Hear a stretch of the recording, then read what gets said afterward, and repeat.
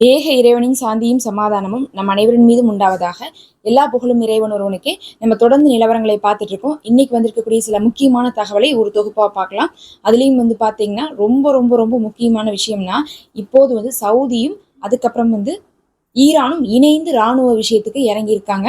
என்ன சொல்லியிருக்காங்கன்னா, எங்களுடைய ராணுவத்தையும் உங்களுடைய ராணுவத்தையும் இரண்டையும் நம்ம இணைக்கலாம், மிலிட்ரி ஆபரேஷன் செய்யலாம்னு சொல்லிட்டு இன்னைக்கு சவுதியே ஈரான்கிட்ட போய் நேரடியா பேசிட்டு வந்திருக்காங்க. இப்படி ஒரு விஷயம்லாம் வரலாற்றிலே நடந்ததில்லைன்னு சொல்லலாம். அப்படி ஒரு விஷயம் தான் நடந்திருக்குது. அதுலயும் இதுல ஹைலைட்டான விஷயமே என்னன்னா, இவங்க இப்படி சந்திக்க போறாங்க, பேசிக்க போறாங்கக்கூடிய விஷயங்கள் கூட அமெரிக்காவுக்கு தெரியாதுன்னு சொல்லிட்டு ராய்ட்டர் பத்திரிகை இன்னைக்கு வெளியிட்டு இருக்காங்க.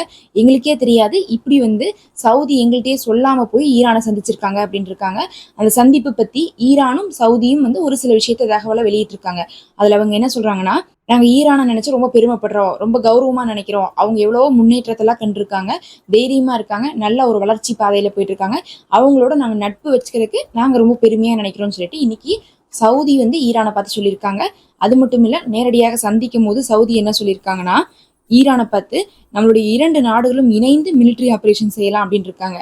ஈரானும் சவுதியும் இணைந்து செய்யலாம்னு சொல்லிட்டு சவுதி தான் கேட்டிருக்காங்க. அந்த சமயத்துல ஈரான் என்ன சொல்லியிருக்காங்கன்னா, ஆயுத ரீதியாகவும் ராணுவ ரீதியாகவும் நாங்க முன்னேற்றத்தை பார்த்திருக்கோம் அப்படிங்கிறதையும், அந்த முன்னேற்றத்தை உங்களோட பகிர்றோம் அப்படின்னு சொல்லியிருக்காங்க. இதுல ரெண்டு வார்த்தை இருக்கு. ஒண்ணு ஆயுத ரீதியாக. ஆயுத ரீதியாகனா என்ன அர்த்தம்னா, இவங்க நிறைய ஆயுதம் எல்லாம் என்ன பண்ணிட்டு இருக்காங்க, இப்போது ஈரான் அப்டேட்டா கண்டுபிடிச்சிட்டு இருக்காங்க. அவங்க பொதுவாகவே வேற யார்ட்டு இருந்து வாங்குறது கிடையாது, எல்லாத்தையும் அவங்க ஓன் ப்ராடக்ட் தான் பண்றாங்க. ஆனா சவுதி அப்படி கிடையாது, எல்லாமே எல்லா நாட்டுல இருந்து வாங்கிட்டு தான் இருக்கிறாங்க. அதனால என்ன சொல்றாங்கன்னா, ஆயுத ரீதியாக நாங்க என்ன பண்ணிருக்கோம், ஒரு முன்னேற்றத்தை கண்டிருக்கோம். அதுல அந்த ஆயுதம்ல அணு ஆயுதமும் அடங்கும். அதுதான் ரொம்ப முக்கியமான விஷயம். அதை பத்தி நான் பின்னாடி சொல்றேன், ஏன்னா இன்னொரு தகவலும் இருக்கு. அப்ப ஆயுத ரீதியாக நாங்க ஒரு டெவலப்மெண்ட் அடைஞ்சிருக்கோம், அதை நாங்க சவுதியோட ஷேர் பண்றதுக்கு தயாரா இருக்கும்னு ஈரான் சொல்லியிருக்காங்க. அதே மாதிரி ராணுவ ரீதியாக சொல்லியிருக்காங்க. ராணுவ ரீதியாகனா நிறைய மிலிட்ரி எக்ஸசைஸ் எல்லாம் எடுத்துட்டு தான் இருக்கிறாங்க. யாருன்னா ரஷ்யா, சைனா, ஈரானு, அதுக்கப்புறம் ஏமன்லாம் சேர்ந்து எடுத்துட்டு இருக்காங்க. அந்த மாதிரியான அப்டேட்டான ஒரு ஹைடெக்கான அட்வான்ஸ்டான விஷயத்த நாங்க உங்க கூட ஷேர் பண்ணிக்கிறோம், அதை நாங்க கத்துக்கிட்டதை உங்களுக்கு கத்துத்தரோம்னு சொல்லிட்டு என்ன பண்ணிருக்காங்க, ஈரான் என்ன பண்ணிருக்காங்க, சவுதிக்கு சொல்லியிருக்காங்க. அப்ப ரெண்டு பேருமே என்ன சொல்லிட்டு இருக்காங்கன்னா, ஃபர்ஸ்ட் சவுதி நாம மிலிட்ரி ஆபரேஷன் சேர்ந்து செய்யலாங்கிறாங்க. இவங்க என்ன சொல்றாங்க, நாங்க உங்களுக்கு எங்களுடைய ஆயுதத்தை ஆகட்டும் ராணுவ ரீதியாகட்டும் இருக்கக்கூடிய அப்டேட் எல்லாம் உங்களுக்கு கொடுக்குறோம்னு இருக்காங்க. அந்த மாதிரி பேச்சுவார்த்தை போயிருக்கு. போனதுக்கு பிறகு அவங்க அடுத்த விஷயமா என்ன சொல்றாங்கன்னா, நம்மளை சுத்தி என்ன நடந்துட்டு இருக்குது, இங்க ஃபுல்லாவே பார்க்கும்போது விரோதி நாடுகளாக இருக்கு. இந்த நேரத்துல நாம அண்டை நாடுகளா இருக்கும்போது நமக்குள்ள ஒத்துமை வேணும். நாம வெளிநாடுகளை நம்பி அவங்கள்ட்ட ஒத்துமையை பாராட்டி நமக்குள்ள பிரிஞ்சோம்னா நமக்கு தான் நஷ்டம். அவங்கள நம்புறதை விட நாமெல்லாம் ஒத்துமையா இருக்கணும், பக்கத்தால நாம தான் இருக்கணும்னு சொல்லியிருக்காங்க. இதை ஈரான் பல வருஷமா சொல்றாங்க. இந்த தடவையும் அதே தான் சொல்லியிருக்காங்க. அவங்கள பொறுத்தளவுக்கு ஈரான் என்ன முடிவு பண்ணி வச்சிருக்காங்கன்னா, நாம உள்ளக்குள்ள அடிச்சுக்க வேண்டாம் அப்படிங்கிற முடிவுக்கு எப்பயோ ஈரான் வந்துட்டாங்க. பல வருஷமா அவங்க சொல்றது, நம்ம இஸ்ரேலு, அமெரிக்கா இவங்களெல்லாம் ஒதுக்கிடலாம், வாங்க நாமெல்லாம் சேர்ந்துக்கலாம். அது சியா முஸ்லீமா இருந்தா என்ன, அப்படி இல்லை சவுதி மாதிரியான சுன்னா பின்பற்றக்கூடிய முஸ்லீம்களாக இருந்தா என்ன, நம்ம எல்லாரும் இங்க இருக்கக்கூடிய மத்திய கிழக்குல இருக்கக்கூடிய நாடுகள் எல்லாம் ஒன்று சேர்ந்து இவர்களை எதிர்க்கலாம்னு சொல்லிட்டு ரொம்ப வருஷமா ஈரான் கூப்பிட்டுட்டே இருந்தாங்க. அதைதான் அவங்க இந்த தடவையும் சொல்றாங்க, நாம தான் ஒற்றுமையா இருக்கணும் அப்படிங்கிறத சொல்றாங்க. இதுல பார்க்கும்போது ஆய்வாளர்கள் என்ன சொல்றாங்கன்னா, என்ன ஆயுத ரீதியாக நாங்க ஷேர் பண்ணிக்கிறோம்னு ஈரான் சொல்றாங்கன்னு பாத்தீங்கன்னா, ஆயுதம்னு பார்க்கும்போது சவுதி டீம் ட்ரோன்ஸ் எல்லாம் இருக்குது, அதே மாதிரி ஈரான் டீம் ட்ரோன்ஸ் எல்லாம் இருக்கு. அதே மாதிரி சவுதி டீம் என்ன இருக்குன்னா, டிஃபென்ஸ் சிஸ்டம் இருக்கு. டிஃபென்ஸ் சிஸ்டம்னா தடுக்கக்கூடிய அந்த அயன்டோம் மாதிரியான ஒரு அமைப்பு. அதாவது அயன்டோம் அப்படிங்கிறது இஸ்ரேல்கிட்ட வச்சிருக்கான், அவன் அதுக்கு அந்த பேரை வச்சிருக்கான். அதே பொருளை வேற ஒருத்தவங்க வச்சிருக்கும் போது அவங்க அதுக்கு வேற பேர் வச்சிருப்பாங்க. அந்த மாதிரி டிஃபென்ஸ் சிஸ்டம்க்கு ஆளாளுக்கு ஒரு பேர் வச்சிருப்பாங்க. அதோடைய வேலை என்னன்னா, வரக்கூடிய தாக்குதலை தடுக்கிறதா. அந்த மாதிரி பார்க்கும்போது சவுதி டீம் டிஃபென்ஸ் சிஸ்டம் நிறைய இருக்குது. அதனாலதான் ஏமன் ஏவக்கூடிய ஏவுகணையை கூட என்ன பண்ணிடுறாங்கன்னா, இந்த சவுதி இஸ்ரேலுக்கே போகாம என்ன பண்ணிடுறாங்க, அவ்வப்போது தடுத்துடுறாங்க. அதனால சவுதியை பொறுத்தளவுக்கு டிஃபென்ஸ் சிஸ்டமும் இருக்குது. அப்ப அது இல்லாம என்ன விஷயத்தை பத்தி இவங்க பேசினாங்க அப்படின்னு கேட்கும்போது, இந்த F-15, F-35 அப்படின்னு சொல்லக்கூடிய போர் விமானங்கள்லாம் இருக்கு பாருங்க, அது சவுதி டீம் இல்ல, ஈரான் டீம் இல்ல. அதனால என்ன பண்ணாங்கன்னா, சவுதி அவசர அவசரமா ரஷ்யாட்ட வாங்குறதுக்கான பேச்சுவார்த்தைக்கு போயிட்டு இருக்காங்க. அந்த மத்திய கிழக்குலயே வச்சு இஸ்ரேல்கிட்ட மட்டும்தான் இருக்குது. சவுதியில என்ன பண்றாங்கன்னா, என்னதான் இஸ்ரேலுக்கும் அமெரிக்காவுக்கும் இறங்கி போற மாதிரி பேச்சுவார்த்தையெல்லாம் இருந்தாலும் கூட அவங்க என்ன பிளான் பண்றாங்கன்னா, எல்லாமே நம்ம கைக்கு வந்துடணும், நாம எல்லாம் வர்ற வரையும் அடங்கி இருக்கலாம், அதுக்கப்புறம் பாத்துக்கலாங்கிற அளவுக்கு தான் சவுதி பண்ணிட்டு இருக்காங்க. ஈரான் என்ன பண்றாங்கன்னா, நாம கொண்டு வருவோம், கொண்டு வர வரையுமே என்ன பண்ணலாம், எதிர்க்கலாம்னு சொல்லிட்டு தைரியமா தான் என்ன பண்ணிட்டு இருக்காங்க, ஈரான் எதிர்த்துட்டு இருக்காங்க. அதனாலதான் இப்ப என்ன சொல்லியிருக்காங்கன்னா, சவுதி ரஷ்யாட்ட வந்து விமானங்கள் கேட்டிருக்காங்க.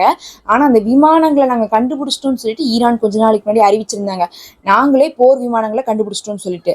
அதனால இப்ப என்ன சொல்றாங்கன்னா, அந்த போர் விமானங்களை நாங்க உங்களுக்கு தரோம் அப்படிங்கிற மாதிரி சவுதி என்ன பண்ணி ஈரான் என்ன பண்ணிருக்காங்க, சவுதிக்கு வந்து மறைமுகமா ஒரு பேச்சுவார்த்தை போயிருக்குன்னு சொல்லி ஆய்வாளர்கள் சொல்றாங்க. ஏன்னா வந்து ஈரானும் சவுதி பேசி முடிச்சுட்டு வெளிப்படையா வெளியே விட்டது ஒரு சில செய்திகள் தான். அதுல வந்து மறைமுகமான வார்த்தைகள் நிறைய இருக்கு. ஆனா நேரடியா பேசினது இப்படிதான் பேசியிருப்பாங்கன்னா இப்படி பேசியிருக்க மாட்டாங்க. இந்த மாதிரி நாங்க விமானம் தரோம், ஆயுத ரீதியாக அணு ஆயுதத்துல நாங்க உங்களுக்கு ஹெல்ப் பண்றோம் அப்படிங்கிற மாதிரி டீட்டெயிலா பேசியிருப்பாங்கன்னு சொல்லிட்டு ஆய்வாளர்கள் சொல்றாங்க. அதுல இன்னொரு கருத்து என்ன சொல்றாங்கன்னா, அணு ஆயுதம் அப்படிங்கிறது வந்து பாத்தீங்கன்னா சோதனை முயற்சியில தான் இருக்குது. எங்கன்னா சவுதி அரேபியால. அதுக்கு வந்து என்ன பண்றாங்கன்னா, அமெரிக்காட்ட தான் ஹெல்ப் வாங்கிட்டு இருக்காங்க. அமெரிக்காவுடைய ஹெல்ப்போட அது வந்து சவுதி வந்து கிரியேட் பண்ற மாதிரியான ஒரு ப்ராசஸ், ஒரு பேச்சுவார்த்தை எல்லாம் போயிட்டு இருக்குது. ஆனா அது இன்னும் நடக்கல. அந்த சமயத்துல ஈரான் என்ன சொல்றாங்கன்னா, அவங்கள கூப்பிட்டு போட்டு அவங்க வந்து கையெழுத்து வாங்கிடுவாங்க. எங்களை அடிக்கக்கூடாது, இஸ்ரேலை அடிக்கக்கூடாது, நாங்க என்ன சொன்னாலும் நீங்க கேட்கணும் அப்படின்னு எல்லாத்தையும் சொல்லிட்டு தான் அணு ஆயுதத்தை தயார் பண்ணி கொடுப்பாங்க.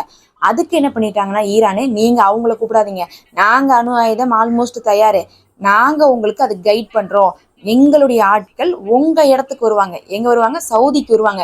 உங்களுக்கு சவுதிக்கு அணு ஆயுதம் வேணும்னா நீங்க எங்கேயோ போய் கிரியேட் பண்ணி அங்கிருந்து கொண்டு வரணும்னு அவசியம் இல்லை.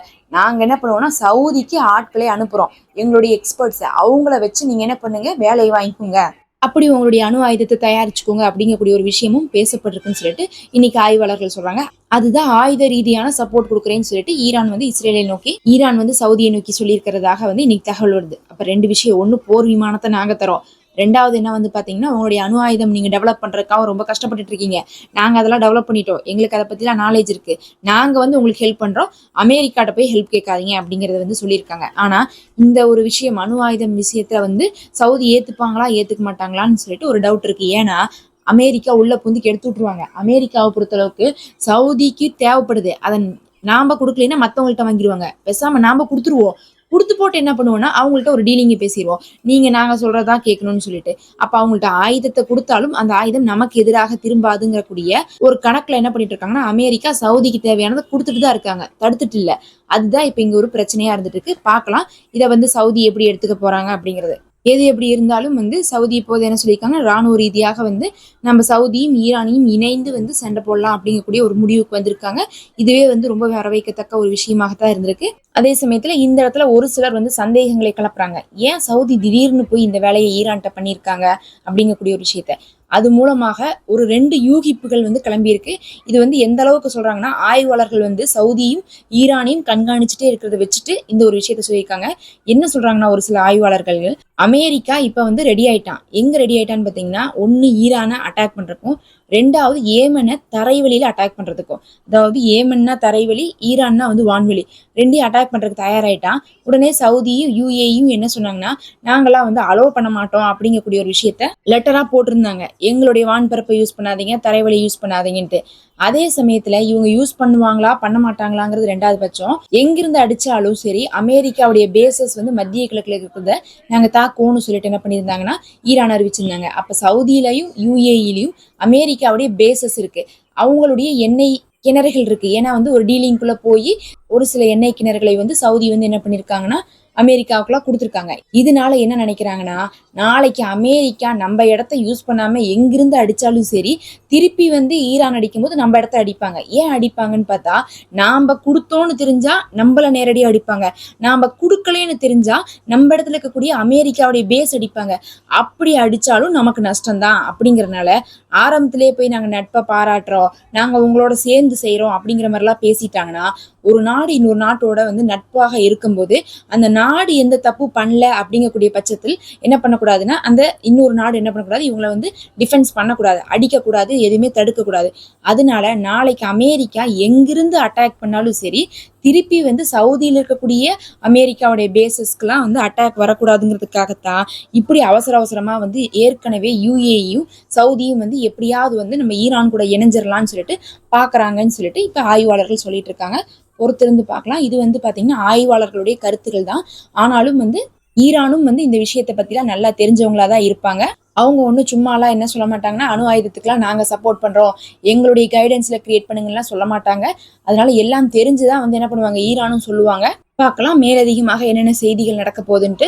ஒருவேளை ஈரானை அட்டாக் பண்றதுக்கான நாளும் ஏமனை அட்டாக் பண்றதுக்கான நாளும் ரொம்ப நெருங்கிருச்சோ என்னமோ தெரியல. அதனாலதான் சீக்கிரமா சவுதி உறவு பாராட்டுறாங்களா அப்படிங்கக்கூடிய ஒரு கேள்வியும் நமக்குள்ள எழுந்திருக்குது. இனி வரக்கூடிய நாட்கள்ல இருக்கக்கூடிய நிகழ்வுகள் நமக்கு அதை தெளிவுபடுத்தும். இதெல்லாம் தான் இன்னைக்கு முக்கியமான செய்திகள். நம்ம இன்னும் சில தகவல்களோடு அடுத்த காணொளியில சந்திப்போம்.